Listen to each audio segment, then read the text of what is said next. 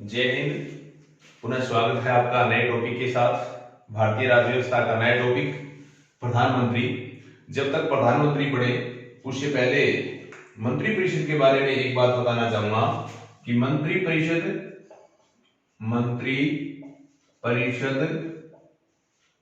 व राष्ट्रपति, मंत्री परिषद व राष्ट्रपति के बीच की कड़ी ये पीएम होता है। मंत्री परिषद और राष्ट्रपति के बीच की कड़ी प्रधानमंत्री होता है और संसद व राष्ट्रपति के बीच की कड़ी ये स्पीकर होता है। स्पीकर यानी लोकसभा अध्यक्ष होता है। राष्ट्रपति और मंत्री परिषद के बीच की कड़ी प्रधानमंत्री होता है। संसद और राष्ट्रपति के बीच की कड़ी स्पीकर होता है। दो भारतीयों को पहले युद्ध मंत्री बनाया गया था। युद्ध मंत्री दो थे, एक था गंगा सिंह और दूसरे थे सत्येंद्र सिंह। गंगा सिंह और सत्येंद्र सिंह दोनों को युद्ध मंत्री बनाया गया था। गंगा सिंह और दूसरे हैं सत्येंद्र सिंह।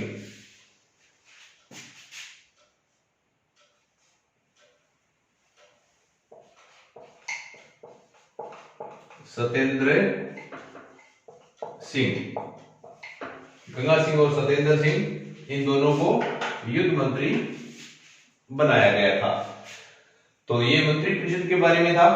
अनुच्छेद 88 कहता है, आर्टिकल 88 अनुच्छेद 88 कहता है, कोई मंत्री संसद के किसी भी सदन में बोल सकता है, जा सकता है, कार्रवाई में भाग ले सकता है, लेकिन वोट देने का अधिकार सिर्फ और सिर्फ अपने सदन में ही होता है। किसी भी सदन में जा सकता है, लेकिन वोट देने का अधिकार सिर्फ और सिर्फ अपने सदन में ही होता है।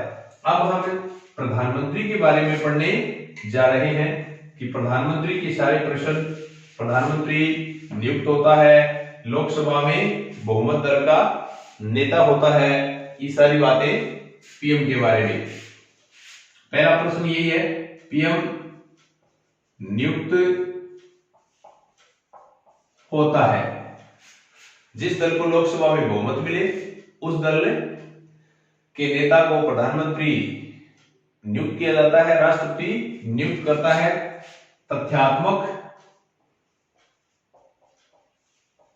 तथ्यात्मक संप्रभुता जिसे डी फैक्टो कहते हैं। डी फैक्टो यानी तथ्यात्मक संप्रभुता प्रधानमंत्री के पास होती है। प्रधानमंत्री हमेशा संघीय मंत्री परिषद का प्रधान होता है। संघीय मंत्री परिषद का प्रधान, संघीय मंत्री परिषद का प्रधान होता है। प्रधानमंत्री सोपानों में प्रथम होता है। सोपानों में प्रथम होता है। वास्तविक संप्रभुता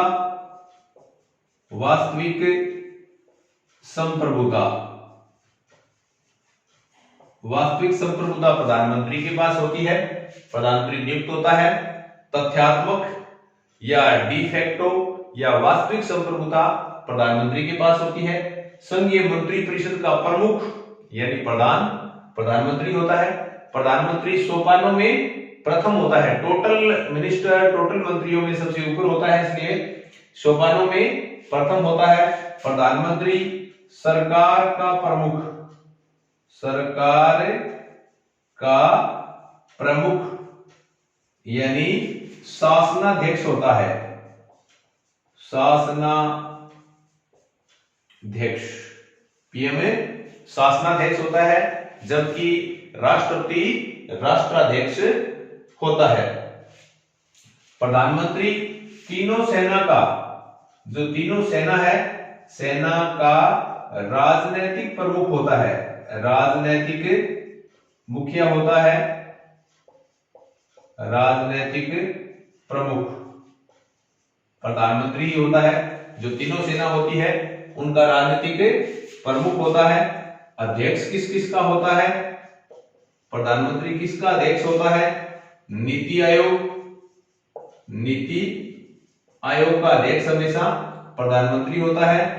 राष्ट्रीय विकास परिषद, विकास परिषद, राष्ट्रीय विकास परिषद का अध्यक्ष प्रधानमंत्री होता है। अंतरराज्यीय परिषद, अंतरराज्यीय परिषद, अंतरराज्यीय परिषद का अध्यक्ष हमेशा पीएम होता है। राष्ट्रीय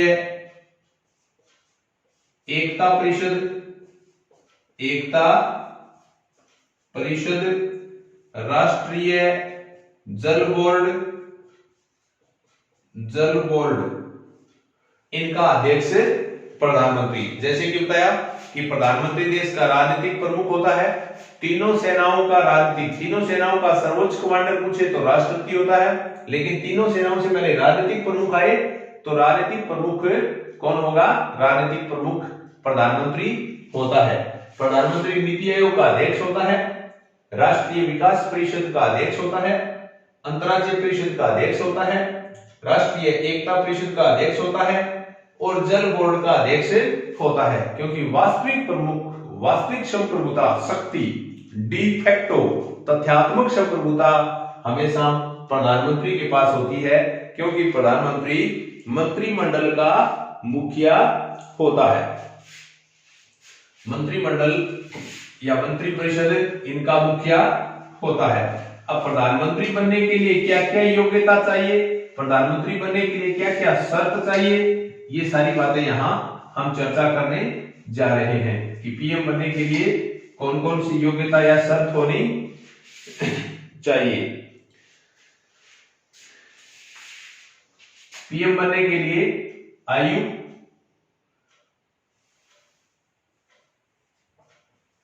आयु आयु है कम से कम 25 वर्ष, 25 वर्ष। अधिकतम आयु का कोई प्रावधान नहीं है।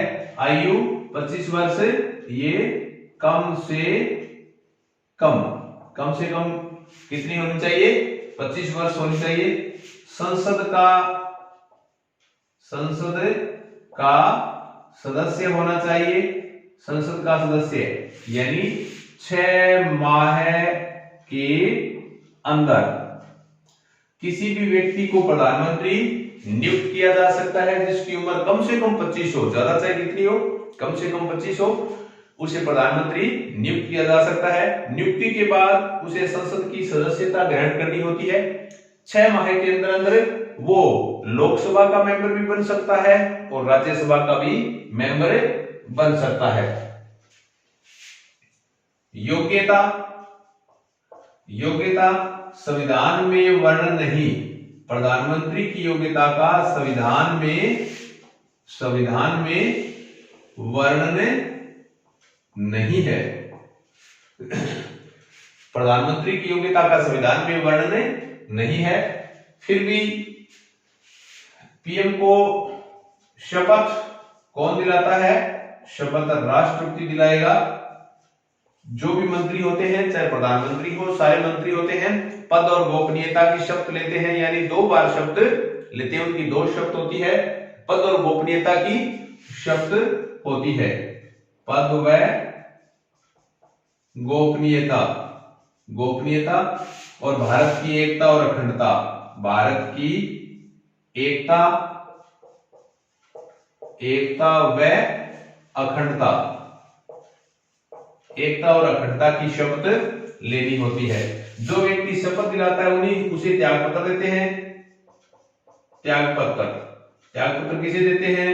राष्ट्रपति को, राष्ट्रपति को। शपथ कौन दिलाएगा? शपथ भी राष्ट्रपति दिलाएगा।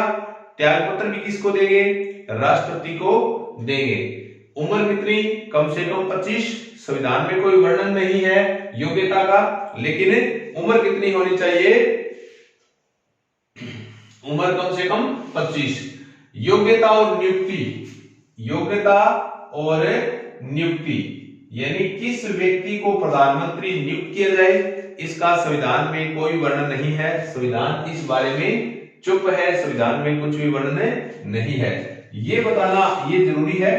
जो शपथ होती है, शपथ के एक माह के अंदर अंदर लोकसभा में बहुमत सिद्ध करना होता है। लोकसभा में बहुमत सिद्ध करना होता है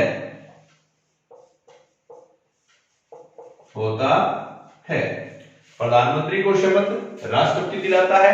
शपथ के अधिकतम 1 माह है, कम हो सकता है, लेकिन अधिकतम 1 माह के अंदर अंदर उसे लोकसभा में बहुमत सिद्ध करना होता है। प्रधानमंत्री राज्यसभा का भी हो सकता है, लोकसभा का भी हो सकता है, लेकिन जब बहुमत सिद्ध करना होता है तो उसे सिर्फ और सिर्फ लोकसभा में ही बहुमत सिद्ध करना होता है।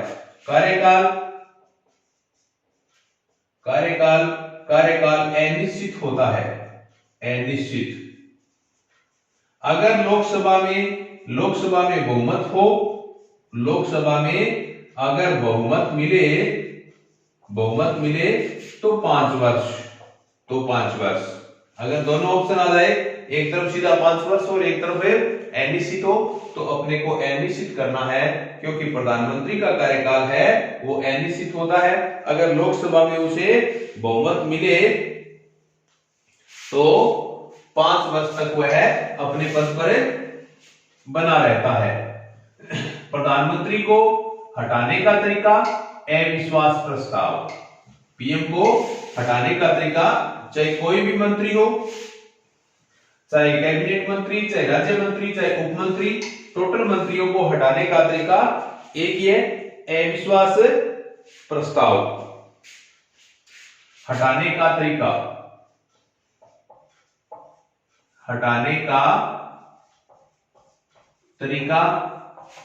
अविश्वास प्रस्ताव।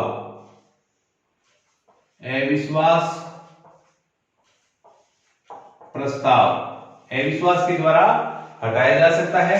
अविश्वास हमेशा लोकसभा में ही लाया जाता है, अविश्वास लोकसभा में लाया जाता है। विपक्ष के द्वारा, जो लोकसभा में दूसरा सबसे बड़ा दल होता है विपक्षी पार्टी, विपक्ष के पास अविश्वास लाने का अधिकार होता है। उसके पास कम से कम 50 सदस्य शुरू में होने चाहिए,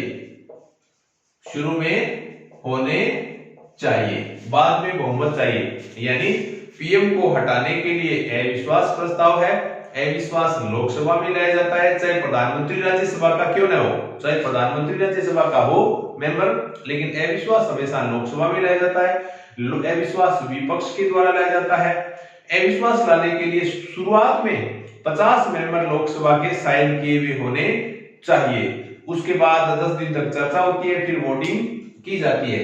अविश्वास में अगर विपक्ष के पास बहुमत का मतलब आधे से 1 ज्यादा हो जाए तो प्रधानमंत्री और पूरे मंत्रिपरिषद को त्याग पत्र देना पड़ता है। तो हटाने का तरीका क्या हो जाएगा? अविश्वास प्रस्ताव हटाने का तरीका हो जाएगा। वैसे मंत्री, सारे के सारे मंत्री राष्ट्रपति के प्रसाद पर्यंत काम करते हैं, लेकिन वास्तविक रूप से प्रधानमंत्री के प्रसाद पर्यंत काम करते हैं। अगर संविधान में आ जाए, मंत्री किसके प्रसाद पर्यंत काम करते हैं? राष्ट्रपति के, लेकिन वास्तविक रूप से प्रधानमंत्री के प्रसाद पर्यंत काम करते हैं। जब तक प्रधानमंत्री चाहता है तब तक भी वो बने रहते हैं। अब प्रधानमंत्री की शक्तियां,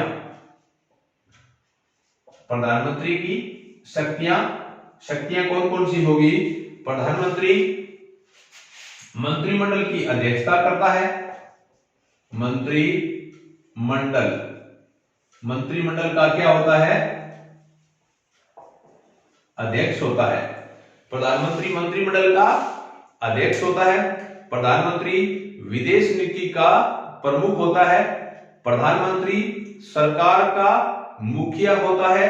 लोकसभा में बहुमत दल का मुखिया होता है। दोबारा रिवाइज कराऊं, प्रधानमंत्री मंत्रिमंडल का अध्यक्ष होगा, सरकार का मुखिया होगा, लोकसभा में बहुमत दल का मुखिया होगा और सोपानों में प्रथम, यानी सारे मंत्रियों में प्रथम होता है। प्रधानमंत्री के त्याग पत्र से पूरा मंत्री परिषद भंग हो जाता है। अगर पीएम ने त्याग पत्र दे दिया तो मंत्री परिषद भंग हो जाएगा, पूरा मंत्री परिषद भंग हो जाएगा। इसलिए कहते हैं संसदीय शासन व्यवस्था में सारे मंत्री प्रधानमंत्री के साथ तैरते हैं, उसी के साथ डूबते हैं। प्रधानमंत्री के साथ तैरते हैं, उसी के साथ डूबते हैं। नेक्स्ट शक्ति है प्रधानमंत्री राष्ट्रपति को सारी सिफारिश परामर्श करता है। कौन कौन सी? संसद के सदन को बुलाना, यानी लोकसभा के सदन को बुलाना, स्त्राव शांत करना आदि की सिफारिश प्रधानमंत्री राष्ट्रपति से करता है।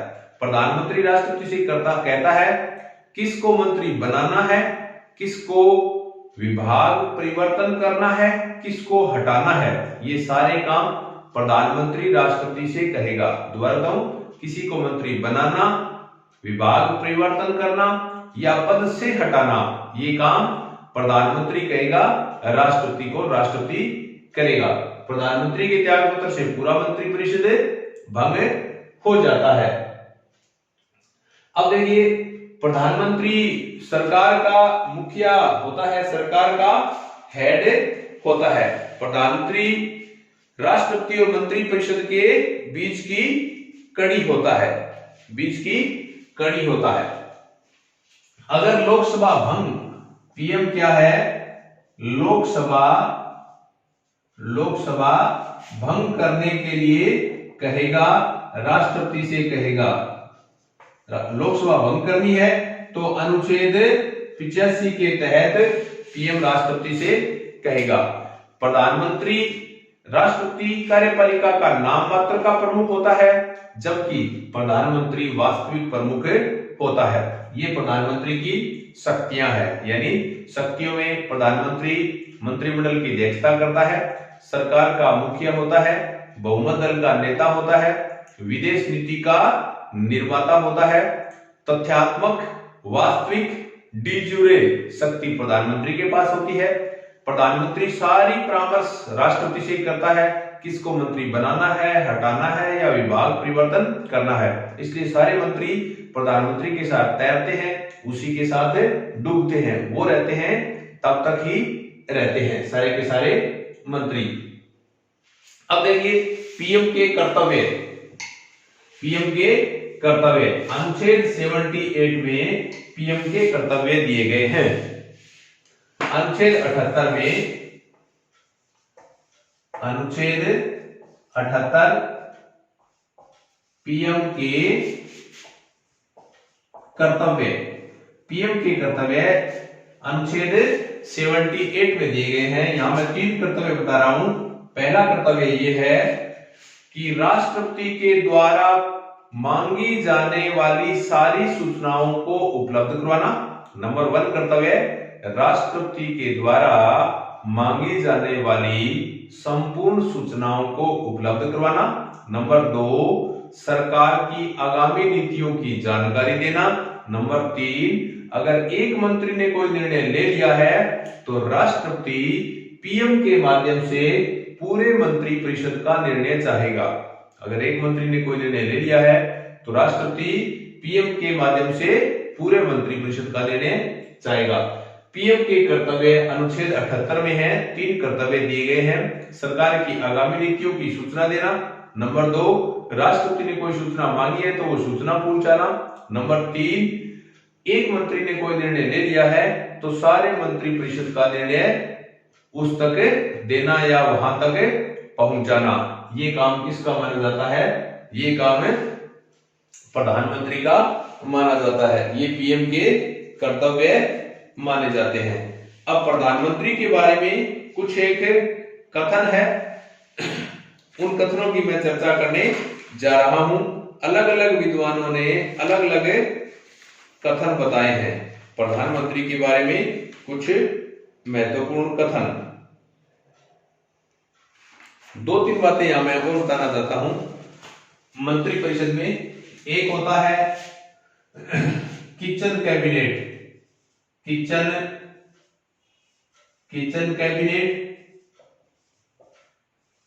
एक होता है छाया मंत्रिमंडल, एक होता है पीएमओ ऑफिस। ये तीनों के तीनों गैर संवैधानिक है, इनका संविधान में कोई वर्णन नहीं है। पहले ये बता रहा हूं, किचन कैबिनेट क्या होता है? किचन कैबिनेट में प्रधानमंत्री के दोस्त और रिश्तेदार होते हैं, 15-20 लोग या जो भी कम ज्यादा हो सकते हैं, उनके परिवार के मेंबर, उनके फ्रेंड रिश्तेदार आदि होते हैं।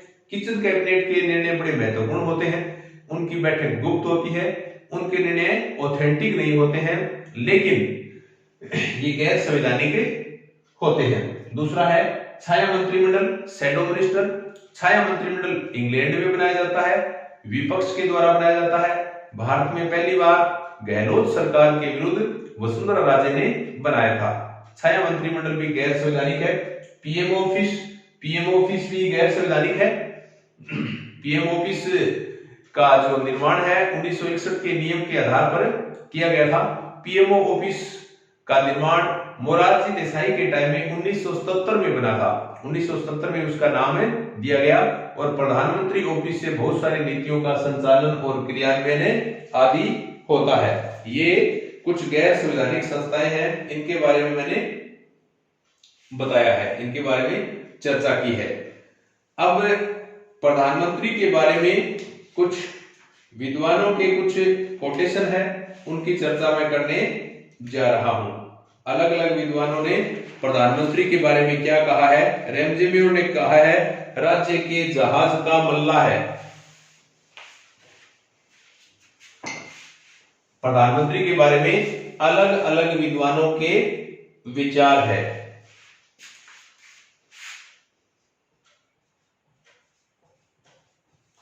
रेमजेमियो ने क्या कहा? राज्य के जहाज का मल्ला है। यानी प्रधानमंत्री के बारे में अलग अलग विद्वानों के विचार है।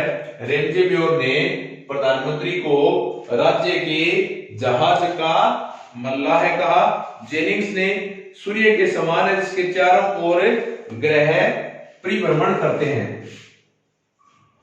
जेनिंग्स ने क्या कहा? पीएम को सूर्य के समान जिसके चारों ओर अन्य ग्रह परिभ्रमण करते हैं। जेनिंग्स ने कहा कि ये सूर्य के समान है जिनके चारों ओर अन्य ग्रह परिभ्रमण करते हैं, घूमते हैं। सर विलियम वार्नर, तारों के बीच चंद्रमा। सर विलियम वार्नर ने उसे तारों के बीच चंद्रमा कहा। सर विलियम वार्नर, इन्होंने पीएम को तारों के बीच चंद्रमा, प्रधानमंत्री को तारों के बीच चंद्रमा कहा। लॉर्ड मार्ले ने क्या कहा? समान के बीच प्रथम और कैबिनेट रूपी। लॉर्ड मार्ले समान के बीच प्रथम।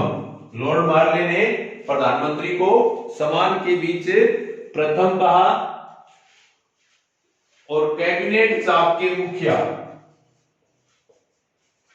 कैबिनेट चाप के मुखिया, कैबिनेट चाप के मुखिया कहा। और लास्की ने कहा कैबिनेट के जीवन का केंद्र बिंदु और उसकी मृत्यु का भी केंद्र बिंदु।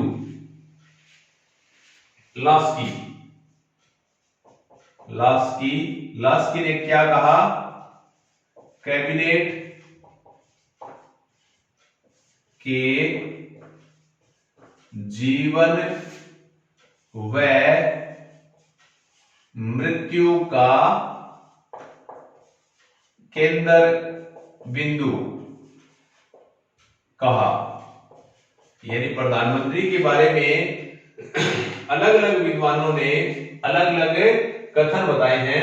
रेमजेवियर ने क्या कहा, राज्य के जहाज का मल्ला है कहा। जेनिंग्स ने क्या कहा, सूर्य के समान बताया जिसके चारों ओर अन्य ग्रह घूमते हैं या परिभ्रमण करते हैं। सर विलियम वार्नर ने तारों के बीच चंद्रमा, प्रधानमंत्री को तारों के बीच चंद्रमा कहा। लॉर्ड मार्ले ने समान के बीच प्रथम और कैबिनेट चाप के समान कहा। और लास्की ने कहा कैबिनेट के जीवन व मृत्यु का केंद्र बिंदु। ये था प्रधानमंत्री के बारे में। आगे वाले वीडियो में पढ़ेंगे भारत के टोटल प्रधानमंत्री यानी जवाहरलाल नेहरू से लेकर और आदरणीय मोदी जी तक उनके सारे फैक्ट। आगे नेक्स्ट वीडियो में इंतजार कीजिए। तब तक जय हिंद, धन्यवाद। और चैनल को आगे से आगे लाइक कीजिए और सब्सक्राइब कीजिए। धन्यवाद।